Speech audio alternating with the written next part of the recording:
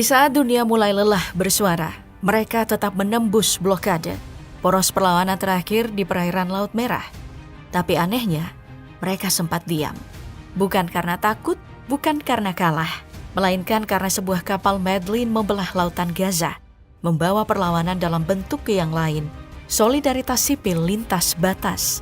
Tapi bukan sambutan yang mereka terima. Pasukan Israel mencegat, aktivis ditahan, diperiksa, lalu dideportasi diam-diam. Bahkan, Israel juga tak memberi jeda yang sama seperti Houthi. Hanya beberapa jam setelah Medline dicegat, langit Yaman dihujani misil Israel. Dan saat itulah Houthi kembali melepaskan rem. Mereka melawan, mereka membalas. Tapi apa yang sebenarnya terjadi? Dan apakah ini hanya permulaan? Tonton sampai akhir, karena yang terjadi di Laut Merah hari ini bisa jadi awal dari kobaran perang regional yang jauh lebih besar. Seperti yang sudah kita singgung tadi, setelah Medline dicegat, Israel tak berhenti. Justru mereka mengganti arah serangan. Kali ini bukan dari udara, tapi dari laut. Sasaran mereka jelas, Hudaidah, kota pelabuhan terbesar yang dikuasai Houthi, jalur vital supply, bantuan kemanusiaan, dan keluar masuk barang ke wilayah utara Yaman. Dan lagi-lagi, dalihnya, serangan dilakukan sebagai tanggapan terhadap rudal Houthi yang menarget Israel dan ditunjuk untuk menghentikan penggunaan pelabuhan untuk tujuan militer. Bukan cuma serangan sesaat, tapi pengepungan penuh, mematikan nadi logistik Yaman dari laut. Sekaligus sinyal keras kepada Houthi, hentikan serangan atau lautan akan ditutup rapat. Tapi kali ini berbeda, bukan serangan biasa, bukan pola sama. Karena kali ini bukan angkatan udara yang bergerak, tidak ada jet dan tidak ada drone tempur. Serangan dilakukan sepenuhnya dari laut. Shahed 3 armada kapal udara Israel jadi aktor utama. Dengan kapal-kapal canggih kelas SAR 6, mereka meluncurkan rudal presisi dari Laut Merah. 2 rudal presisi jarak jauh yang membawa sejumlah besar bahan peledak diluncurkan ke infrastruktur dermaga pelabuhan.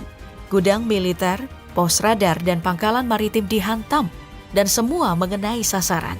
Tapi, baik laporan Houthi maupun Israel tidak menyebutkan adanya korban jiwa. Tapi ini bukan hanya serangan, ini adalah sinyal.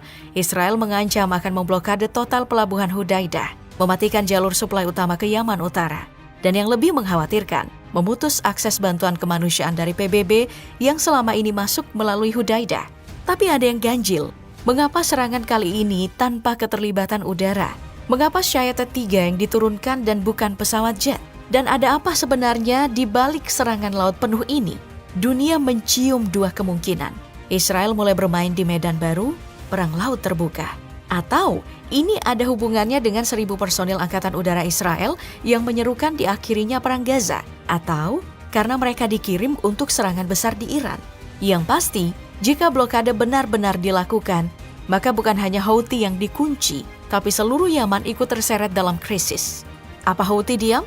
Atau akan membalas dengan lebih keras? Jawabannya ada di segmen berikutnya. Tidak mungkin Houthi bisa diam begitu saja. Sebaliknya mereka membalas. Dan kali ini lebih keras dari sebelumnya. Rudal balistik diluncurkan dari wilayah utara Yaman, mengarahkan langsung ke jantung wilayah Israel. Sirene berbunyi di Tel Aviv, Yerusalem, bahkan dekat Bandara Ben Gurion. Warga sipil panik, jutaan warga berlindung. Tapi satu hal yang paling mencengangkan, salah satu rudal Houthi nyaris menghantam pesawat sipil yang sedang melintas. Jika terlambat 1 menit saja, dunia bisa menyaksikan tragedi udara sipil terbesar sejak era Perang Teluk. Untungnya, sistem pertahanan udara Israel mencegat rudal tepat di atas wilayah perbatasan udara sipil. Pesawat yang terbang dari Bandara Ramon terpaksa mengubah arah saat rudal melintas. Ini bukan ancaman biasa. Israel boleh mengklaim bahwa misil sudah dicegat, tapi rasa aman rakyatnya telah berubah selamanya. Tapi ancaman ini belum berakhir. Beberapa jam setelahnya, lalu lintas udara di Bandara Internasional Ben Gurion dihentikan total. Tel Aviv, jantung transportasi sipil Israel, dipaksa berhenti sejenak. Langitnya tak lagi aman untuk dilintasi. Rudal-rudal pencegat Israel kembali dikerahkan. Lebih dari 10 rudal Tamir diluncurkan, masing-masing senilai $2 juta, hanya untuk menghentikan 1 gelombang serangan dari Yaman. Serangan yang bahkan belum tentu mengenai target, tapi cukup untuk membuat sebuah negara menghentikan seluruh penerbangan sipilnya. Israel mengklaim semua rudal berhasil dicegat. Tapi di sisi lain, Houthi menyatakan sebaliknya.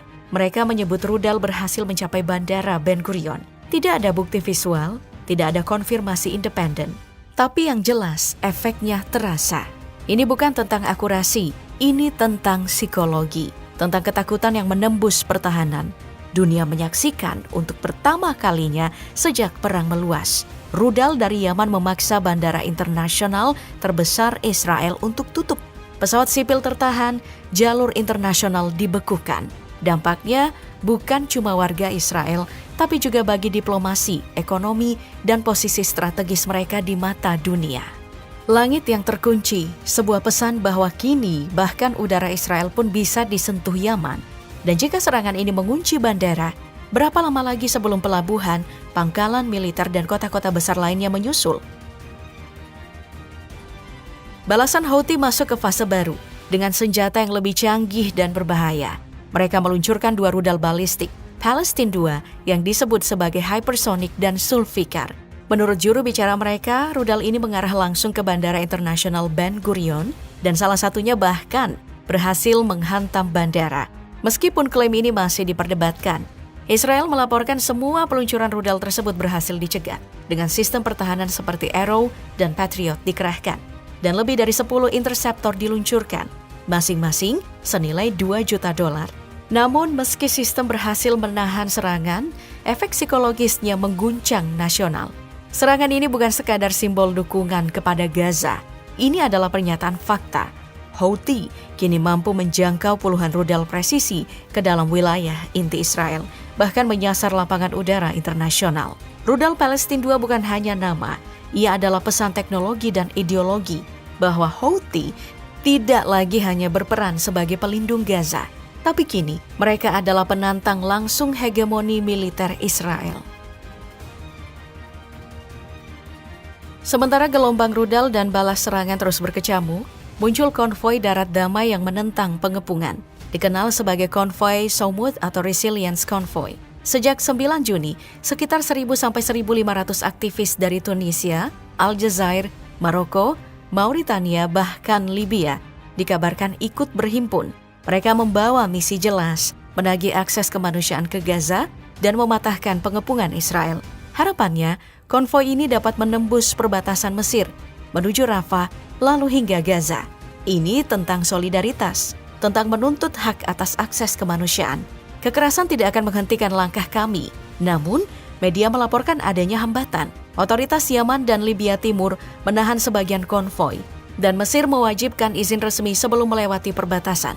Ini bukan soal kekuatan militer, tapi kekuatan moral dan manusiawi. Sebuah aksi global menunjukkan bahwa perlawanan terhadap pengepungan bisa dilakukan dengan damai, namun tetap membekas. Setelah Hodeidah diserang dan setelah rudal Palestine 2 menggetarkan langit Israel, Houthi tidak lagi membalas dengan peluru, tapi dengan peringatan. Peringatan itu bukan ke militer Israel, tapi ke dunia usaha. Dengan kata lain, Houthi sedang membangun tekanan ekonomi dari jauh.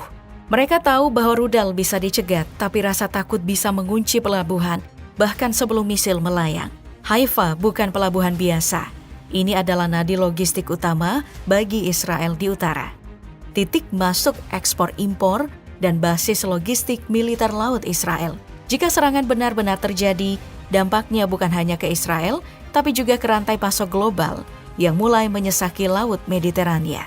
Di titik ini, dunia menghadapi 2 jalan. Serangan ke Haifa terjadi. Israel merespon dengan menghantam jantung Yaman. Koalisi regional terlibat, rute pelayaran global lumpuh, harga minyak melonjak. Laut Merah dan Mediterania jadi ladang tembak baru. Tapi satu hal pasti, Houthi tak lagi hanya bicara soal Gaza. Mereka kini menata ulang peta ancaman, dan jika dunia terus diam, maka keputusan akan diambil oleh mereka yang bersenjata.